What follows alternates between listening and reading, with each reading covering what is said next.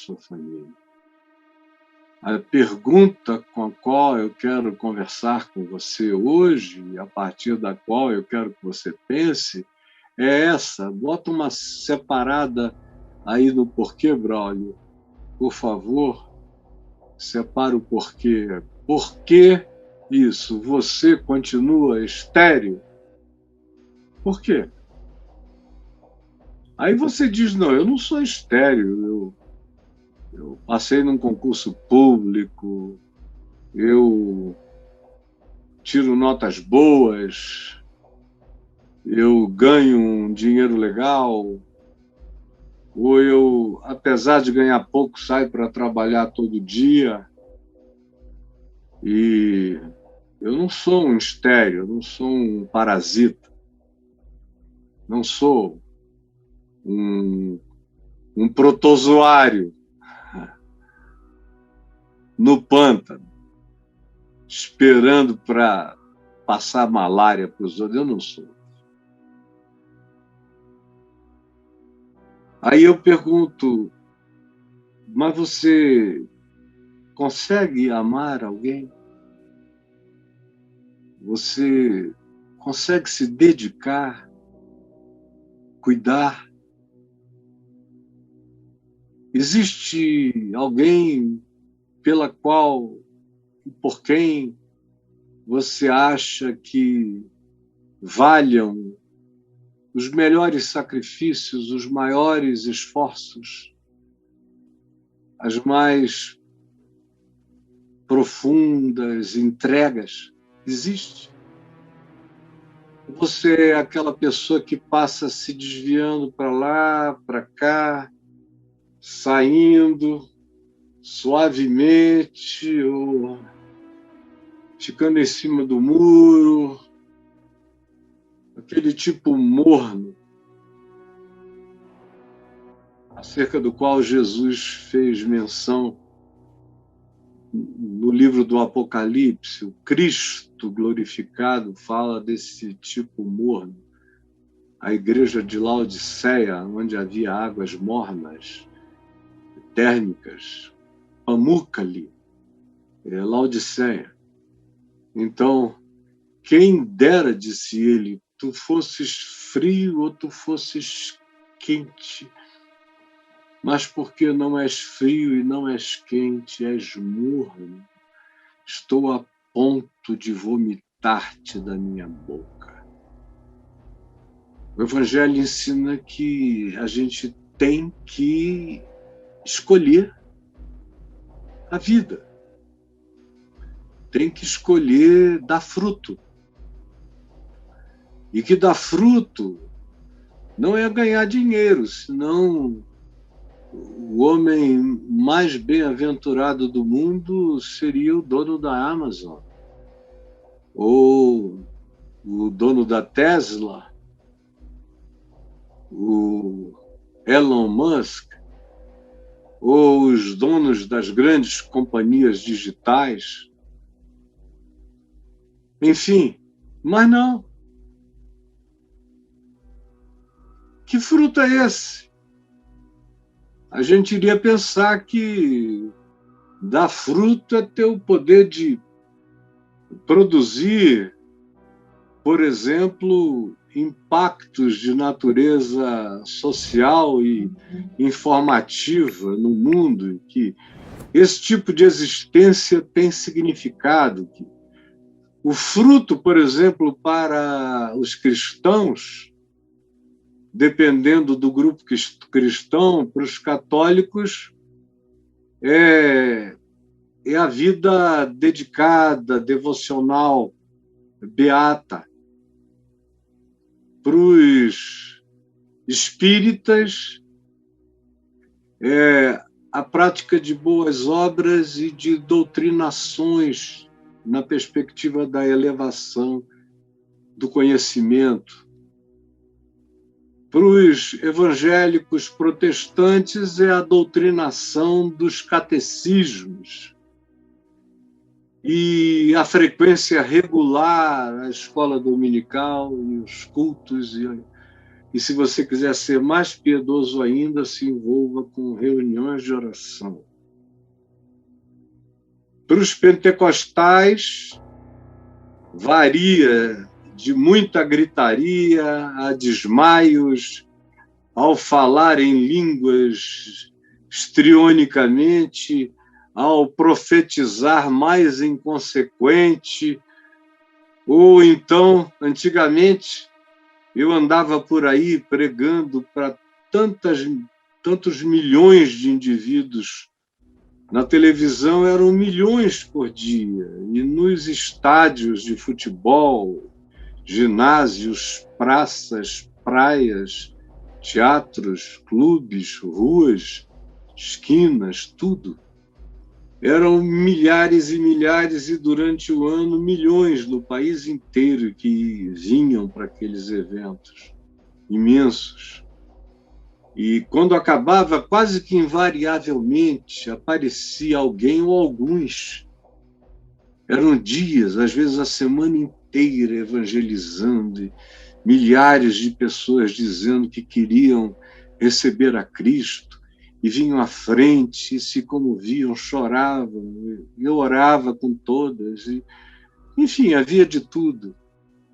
E quando acabava, como eu disse, alguém ou alguns vinham, e sempre diziam: meu Deus, como a sua coroa de galardão vai ser linda, cheia de diamantes, de estrelas e estrelas. Cada pessoa dessa é uma estrela que vai ser posta no diamante do seu galardão. Aí, às vezes, eu testava a pessoa, perguntava: você está falando de maneira simbólica ou literal? Aí ela achava que iria me satisfazer muito mais se ela dissesse que era literal. Aí eu dizia: tá bom, muito obrigado pelos seus bons desejos para comigo. E ia embora dizendo: meu Deus, crente não entende nada do que significa riqueza, galardão, frutificação. Não entende de nada disso. Eles só associam a números, a quantidades, a dinheiro, a templo grande, a congregações enormes, a arrecadação do dízimo. Se entrar muito dinheiro, Deus está abençoando. Se o templo estiver lotado com gente suando e gritando, o Espírito Santo está fazendo um avivamento. É tudo assim. E se você fala para muitas pessoas e elas, de algum modo, respondem ao que você diz, você se torna proprietário da reação delas ao Evangelho. De modo que até esses que acham que dão fruto, na realidade não sabem o que é o fruto. E a maioria continua fazendo isso tudo, porém estéril. A maioria dos que fazem isso tudo são totalmente estéreis, porque eles não sabem qual é o fruto que Deus espera, que Cristo Jesus espera de cada um de nós. Qual é o fruto? É o único fruto. Um único fruto. Nós só temos um mandamento, que é amor. Por que nós só temos um mandamento? Porque nós temos um só Deus, que é amor. Que mandamento terá o Deus que é amor para aqueles que com consciência dizem que creem, que são seus filhos e querem viver como imitadores de Deus, como filhos de Deus? Que mandamento tem Deus para esses filhos, se não um só? Serem como Ele é. Portanto, viverem, manifestarem uma vida em amor. Portanto, qual é o fruto que Deus espera de mim, de você, acima de tudo, antes de qualquer coisa. Senão amor. Ou você tem outra ideia? Acha que dá para substituir por dinheiro? Por frequência ao ensaio do coral? Da banda? Do grupo gospel? Dos levitas? Das beatas? Dos círculos de leitura do Evangelho Espírita? Você acha que isso basta? Você acha que basta cruzar as pernas e entrar num estado de meditação budista ou de qualquer outra que seja a perspectiva de elevação? O que é que você acha que é o bastante? Em se tratando de Deus, do Deus único, que se apresenta como pessoa, eu sou. E porque Ele é, Ele ama, Ele é amor. E os filhos que Ele cria, a sua imagem e semelhança, devem se assemelhar a quê? A Ele. E Ele é amor. Portanto, o modo de vida dos filhos de Deus é amor. Portanto, o fruto da vida dos filhos de Deus, assim como o fruto de Deus é vida, e Ele criou vida, e Ele criou maravilhas, todas fruto do amor. O ato de criar implicou no ato de se dar, implicou na gravidez do amor. A criação, os universos, é a manifestação de amor. É o parir do amor divino. E eu estou aqui para dar esse fruto porque você continua estéril e se enganando. Tem algumas coisas que eu quero que você guarde e pense a respeito, como essa primeira que vai aparecer para você aí. Eu tenho que dar fruto aonde eu for plantar. O fruto sou eu, com a minha identidade, com meus dons, meus talentos, minhas possibilidades e minhas limitações, mas sou eu. Eu sincero, eu inteiro, eu gostando de integridade e eu vivendo a obediência a Deus na forma do único mandamento, que é amor. Amando a mim mesmo, que sou criado à imagem e semelhança dele, portanto, quem quer fazer bem a Deus, faça bem a si mesmo. Segundo, amando você como eu amo a mim mesmo. E terceiro,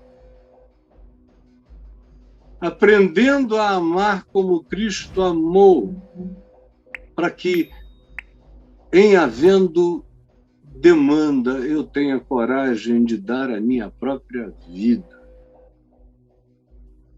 A começar pela minha mulher, pelos da minha própria casa, pelos irmãos e ainda por toda a humanidade. Ser cristão tem que ter essa consciência.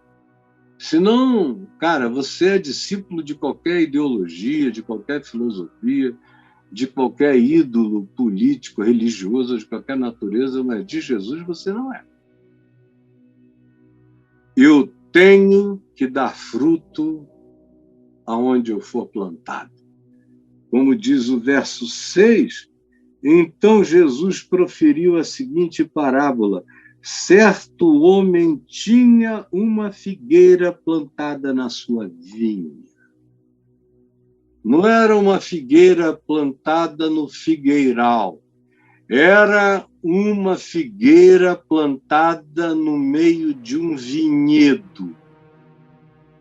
Não dá para dizer, eu só dou fruto quando eu estou perto dos meus irmãos, dos meus iguais.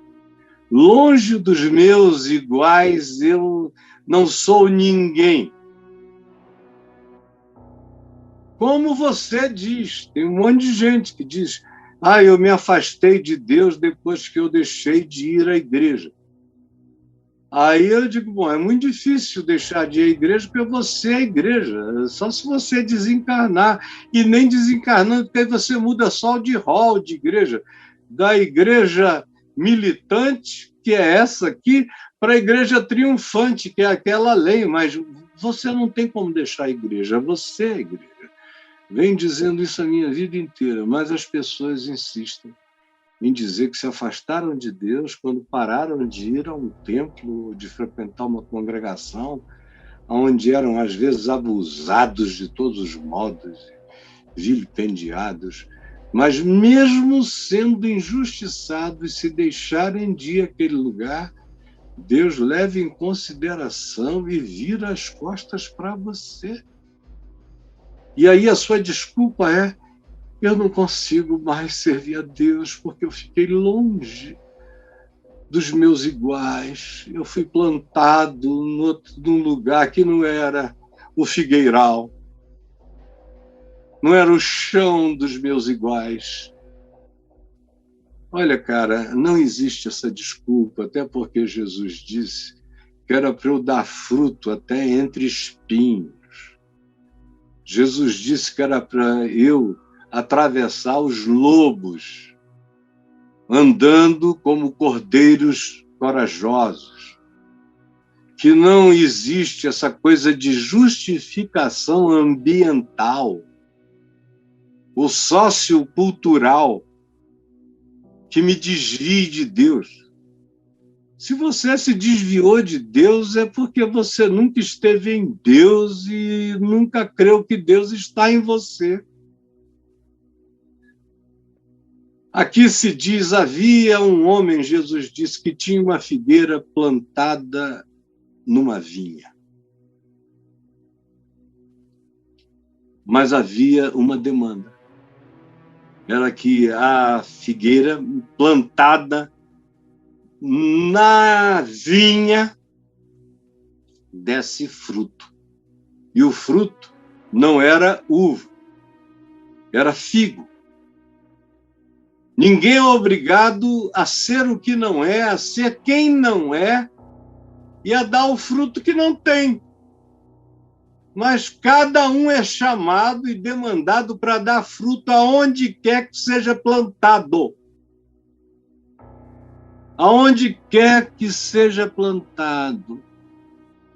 Eu não tenho que frutificar por mimetismo.